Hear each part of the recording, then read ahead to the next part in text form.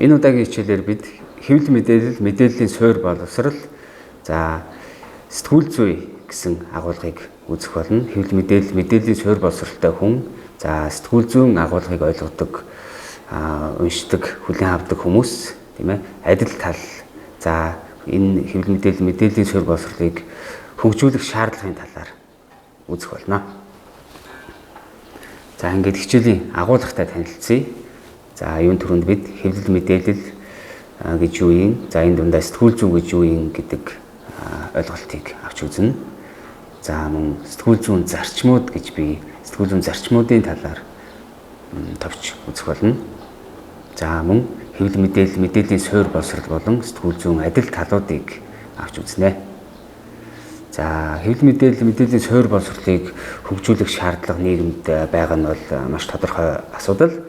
За нөгөөтэйгүр сэтгүүл зүйд итгэх итгэл, сэтгүүл зүйн нэр хүнд бас олон нийтийн дунд унж байна гэсэн ийм зүйл бас яригддаг. Тэгэхээр хэвлэл мэдээлэл, мэдээллийн суурь боловсролыг хөгжүүлж иргэдийн энэ талын мэдлэг боловсролыг нэмэгдүүлснээр сэтгүүл зүйн зарчим хэм хэмжээний талаар ойлголттой болж нийгмээрээ сэтгүүл зүйд итгэх итгэлийг нэмэгдүүлэх боломжтой гэсэн агуулгыг төгсгөл хэсэгт үзэх болно. За ингээд дүгнэлт гэсэн ийм бүтцтэй байх болно.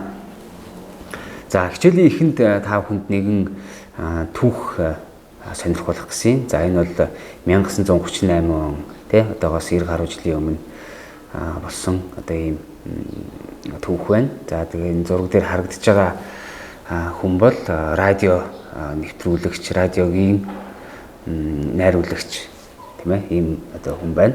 За энэ хүн бол Орсон Уэллс гэдэг ийм алдартай уран бүтээлч байсан. Тэгээд 1938 оны 10 дугаар сарын 30-ны өдөр CBS радиогоор нэгэн зохиомжтой тийм нэвтрүүлэг хүрсэн байна. За тэгээд тухайн үед бол 90-20-од онд хүмүүс радиогоос түлхүү мэдээлэл авдаг, за мэдээж сонингоос бас мэдээлэл авдаг байсан.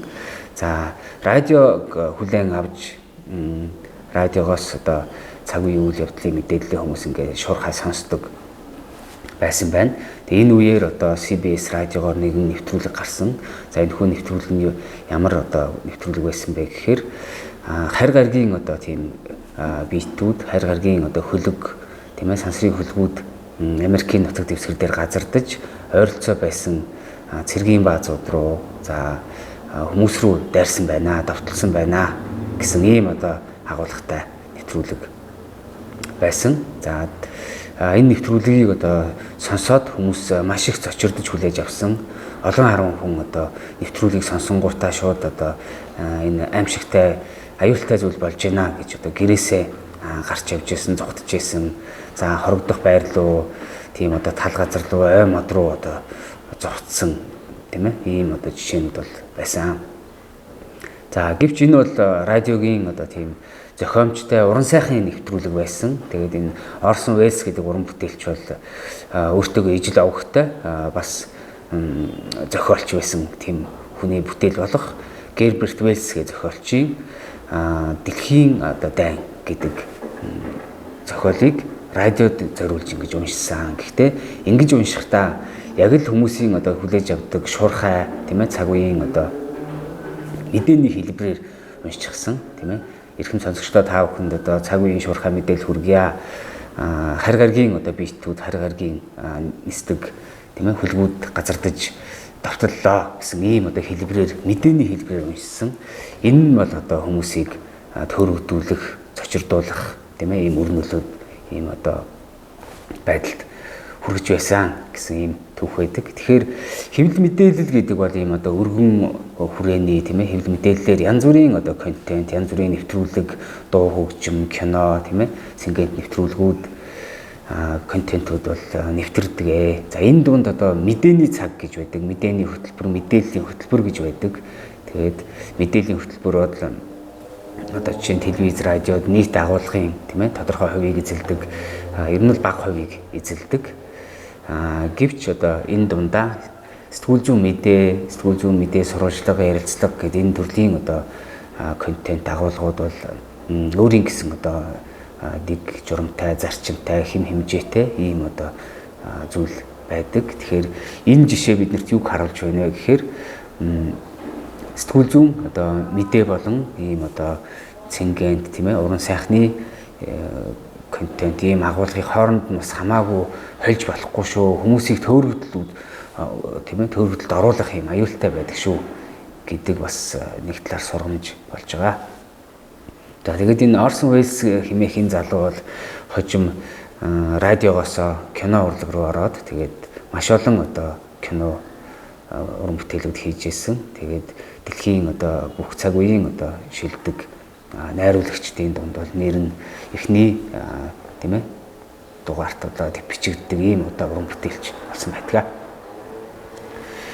За тэгээ энэ хүү хичээлийн маань зорилго юу вэ гэхээр хэвлэл мэдээлэл, мэдээллийн суурь боловсрол нь одоо сэтгүүл зүйд шүүмжлэлтэй хандах, шүүмжлэлтэйгээр сэтгэх, ёс зүйтэй шийдвэр гаргах, за цаашлаад ташаа мэдээлэлтэй тэмцэх, техник технологийн шин дутамд одоо гарч буй өөрчлөлтөд дасан зохицох ийм одоо үр нөлөөг авчирдаг байх нь байна. За тэгээд бас нийгэмд хэвлэл мэдээллийн суурь боловсролыг сурталчилж сэтгүүл зүйн одоо шударга байдлыг хадгалахад их чухал ач холбогдолтой гэдгийг тэмдэглэмээр байна.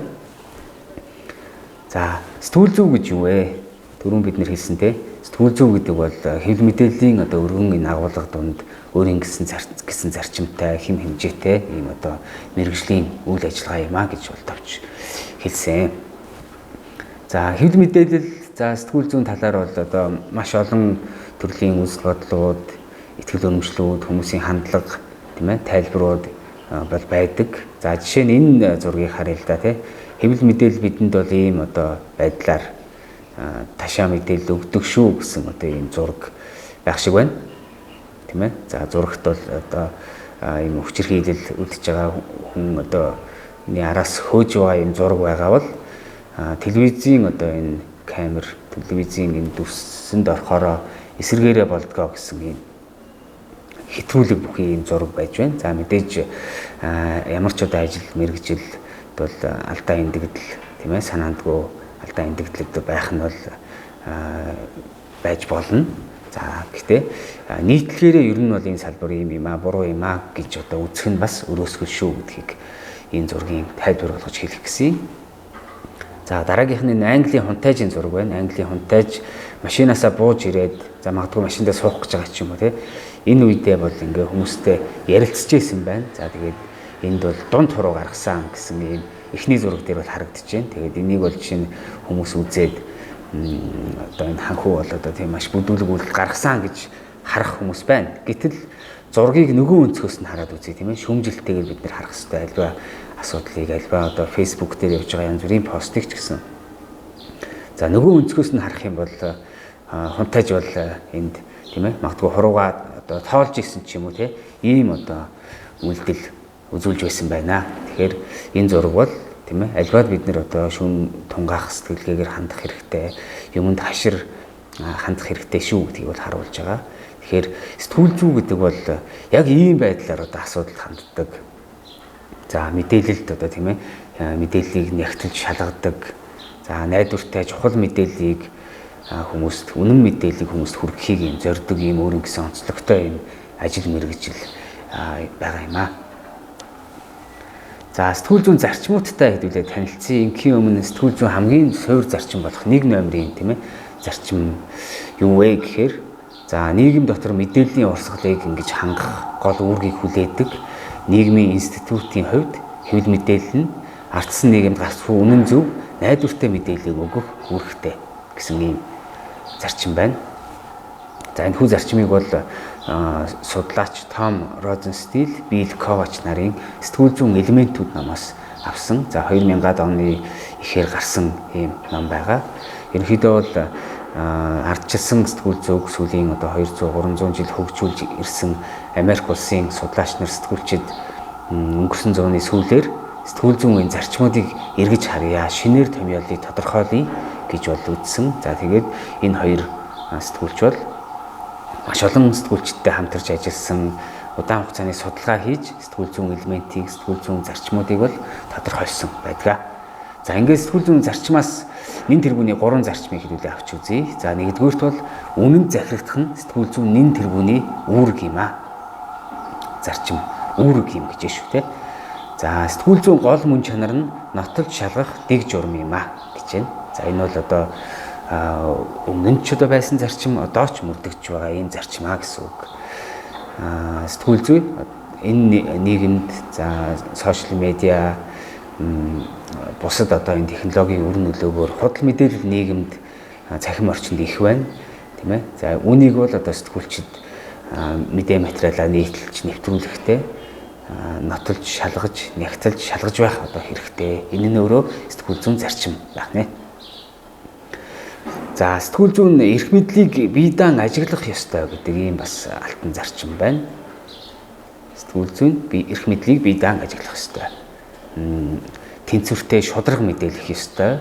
За дөрөвдөгч засаглал гэж хэлдэг тийм ээ. Энэ нь өөрөө засаглал болдгоо нэг ёсондоо. За нөгөө талаар бас энэ эрх мэдлийг энэ ажиглаж байгаа нь өөрөө бас юм чухал зарчим юм а гэдгийг харуулж байна. За сэтгүүл зүйн зарчмуудыг хэвлэл мэдээллийн суурь боловсролтой, за орчин үеийн одоо мэдлэг боловсролтой юм иргэн хүн түүний одоо өөртөө мөрддөг зарчим гэдэг утгаар харьцуулж үзье. За түрүүн хэлсэн үнэн захирагдсан сэтгүүл зүйн энэ тэргүүний үүрэг мөн гэсэн бол хэвлэл мэдээллийн суурь боловсролтой хүний хувьд ямар одоо зарчим байдаг вэ гэдгийг зэрэгцүүлээд харъя. За үннийг эрэлхийлэх үйл явцад үр дүнтэй оролцдог ийм хүн бол одоо хэвлэл мэдээллийн суурь боловсролтой хүн гэсэн үг. Тэгэхээр энэ сэтгүүл зүйн анхдагч эхний зарчимтай бол энэ утгаараа дүүцэж байна, огтлцож байна гэж харж болох юм. За түрүүн хэлсэн сэтгүүл зүйн гол мөн чанар нь нягтлж шалгах, нотлох одоо ийм дэг журам байдаг. Ийм дэг журам шатлал бүхий ажил байдаг гэж ойлгож болно. За үүнийг одоо хэвлэл мэдээллийн суурь боловсролтой хүний одоо төвшөнд харьцуулаад харъя л да. За тэгвэл хувь хүний нягтлан шалгах дадлыг хөгжүүлдэг гэж хэвлэл мэдээллийн суурь боловсрол нь. Тэгэхээр өнөөдөр нийгэмд мэдээллийн асар их урсгал донд хүмүүс амьдарч байна. За өглөө сэрээдл хүмүүс одоо сошиал медиагаа шалгаж байна, тэндээс мэдээлүүд харж байна. Гэтэл тэнд одоо маш их хэмжээний худал төөрөгдүүлсэн, гоёулсан, за худал буруу өрөөсгөл мэдээллүүд байна. Тэгэхээр сэтгүүлчид тухайн одоо фейсбુક дээр ч юм уу явж байгаа мэдээллийг шалгаад нягтлаад өгнө гэж хүлээх завдлаггүй иргэн хүн өөрөө одоо нягтлах шаардлагатай болж байна гэдгийг энэ зарчим харуулж байна. За олон нийтийн шүүмжил зөвшөлтслийн талбарыг хангана гэдэг ийм сэтгүүл зүйн зарчим байна.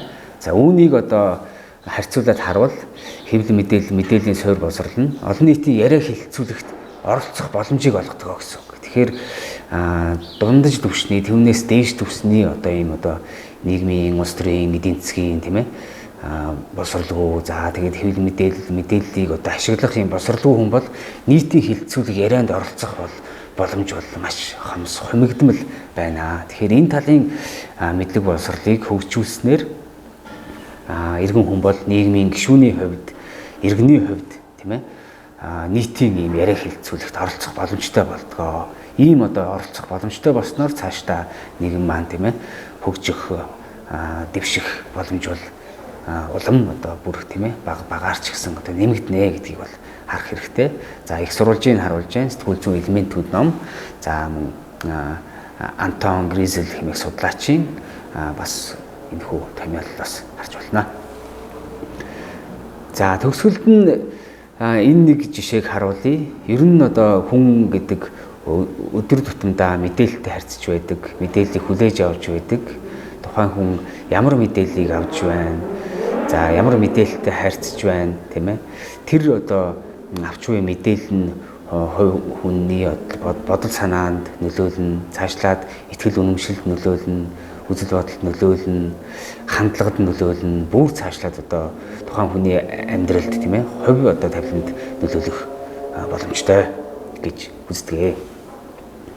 За тэгэхээр хэвлэл мэдээллийн нөлөөллийн талаар бол одоо маш олон зуун судалгаанууд байдаг. Хэвлэл мэдээллийн судалгаа гэдэг бол 100 гаруй жил ингээ хөгжиж явж байгаа юм салбар шинжилгээ ухаан байна. За тэгвэл энэ нацизм тийм ээ хэмээх энэ үзэл за одоо Гитлерийн одоо үүсгэсэн дайны талаар дэлхийн 2 дугаар дайн яагаад үүссэн юм бэ? Би дайн болчвоо гэд хүмүүс ярьдаг тийм дайны шалтгаан нь юу байсан юм бэ гэх мэтчлэн олон үзэл бодол байна л да. Тэгэхээр яг энэ нацистийн үзэл бодол бол ингэж улс үндэстнийг бүрэн ингээ хучин авч за хүмүүс арьс өнгөөр ялгарлан гадуурхах үзэл тийм ээ гаарч тэгээд бүхэл бүтэн улсыг үндэстнийг ингэж хоморглон устгах юм үйл явц яагаад болцсон юм бэ? Ийм зүйлийг хүмүүс тийм ээ яагаад дуугүй хүлцээд ингээд чимээгүй өнгөрсөн бэ гэдэг дээр бас янз бүрийн тайлбарууд, судалгаанууд, онлын үзэл баримтлууд байдаг. За энэ тухайд бол хэвлэл мэдээллийг улс төрчид нь за тухайн нацист үзэлтэй, хит үзэлтэй ийм улс төрчид хэвлэл мэдээллийг гартаа авснаас болж ийм үзэл гарсан дайны шалтгаануудын нэг нь энэ юм а гэж бас үзэх тийм судалгаанууд байдаг. За ер нь бол 1930-аад оноос Гитлер засгийн эрхэнд гарсны дараагаас тийм ээ хэвлэл мэдээллийн хэвлэл мэдээлэл болон энэ контент үйлдвэрлэл соёлын салбарыг бол нацистууд системтэйгээр бол ингээ гартаа оруулж эхэлсэн. За энэ дундаа бол өдөр тутмын нэгэн сониныг жишээ нь ингээ энд харуулсан байна. Энэ сониныг бол жишээ нь 10 жилийн хооронд 120 мянгаас 1.7 сая хувь хүртэл хэвлэгддэг болж нэмэгдүүлсэн. Тэгээ ийм төрлийн бол хэвлэлүүд ерөнхийдөө бүх ихэнх хэвлэлүүд нь бол яг энэ нацист үзлийг бол сурталчилж ухуулж бол ирж байсан. За мөн радиог бол маш их хэмжээгээр хэрэглэж ухуулах сурталчилгаанд ашиглаж байсан. За 30-аад оноос эхлээд бас кино урлагийг бол бас яг энэ ухуулах сурталчилгаанд бол өргөнөөр Гитлерийн германчууд нацистууд ашиглаж байсан гэдэг юм бас баримт байна.